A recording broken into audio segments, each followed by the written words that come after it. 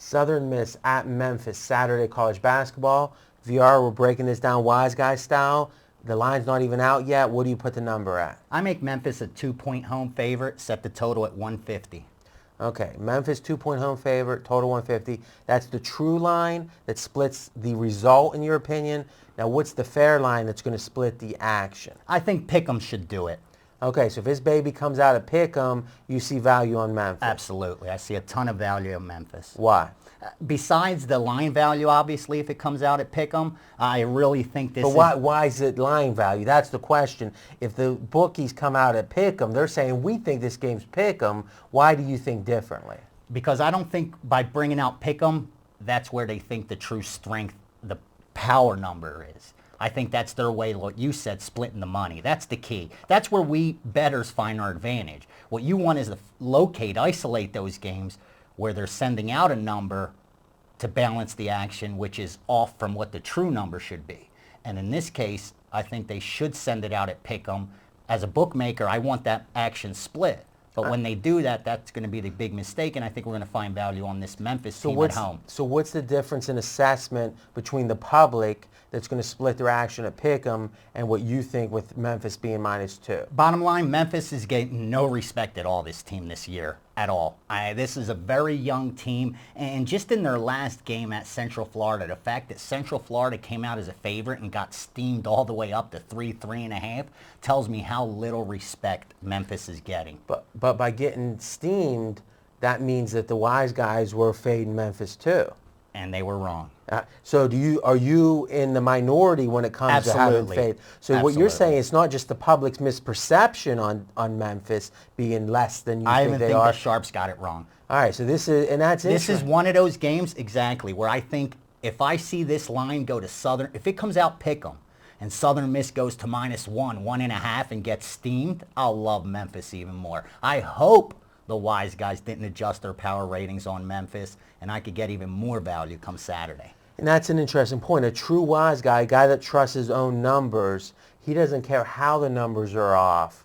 He just wants that value because he trusts his numbers. Exactly. All right, so what do you think it is? You mentioned it's a young team. So do you Extremely young team. Do you think they're, because one of the concepts we've covered in the past is the young teams in college basketball especially trend upwards throughout the season. Exactly, and this team is starting to come together, and they've played 2 great games on the road.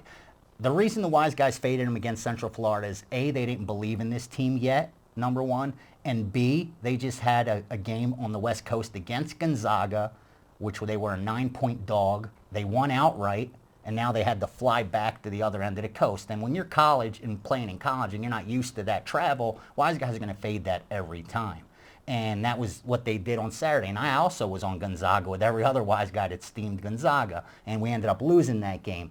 Watching that, I gained a lot of respect for this Memphis team and saw how much they matured from what I saw earlier in the year. So you had a situational spot that was to Memphis's detriment, that is giving people the wrong impression because they're not accounting for the situation. They're just looking at the final score. Exactly. And they still overcame that, having to travel to the West Coast, and beat Central Florida. And that goes back to what you said, as the season progresses, these young teams do end up maturing. You said Central Florida, that's... Yeah, Central Florida. You know, I didn't get A's in geography, but I did know. Well, they went to Gonzaga, okay, and then they had to fly back to Central Florida. Okay. So you're going from Memphis, flying to Gonzaga on the West Coast. I'm following. Now you got to fly back and play Central Florida. You know, if we had a big map, we like back here. You'd be going. Yeah, they're freaking flyer miles right now. But we could have gave you a pointer. Yeah, and I could have a little jet, an animated jet, and that's exactly what changed my. I honestly, I started thinking this team was better from what I saw early in the year. I knew they were a young team, and it was going to take a while. And I think now this team is clicking. More importantly, Southern Miss isn't used to sitting at the top of the conference. Let's put it that way. Now that's interesting. Now we're looking at the other side of this, because sometimes having an edge in a game can be just one team. You can be neutral on the other team. You don't think they're underrated. You don't think they're overrated. You don't think it's a good situation. You don't think it's a bad. They're neutral. But the other team, the home team maybe, you think is underrated or you think is in a great spot. So it sounds like you've made the case for Memphis.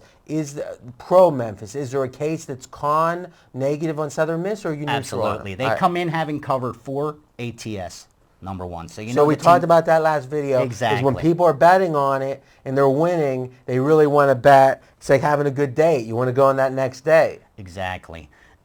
More importantly, they don't go deep, this team, at all. And what is Memphis's biggest strength? The tempo, the way they run the floor. And more importantly, Memphis will go 10 deep.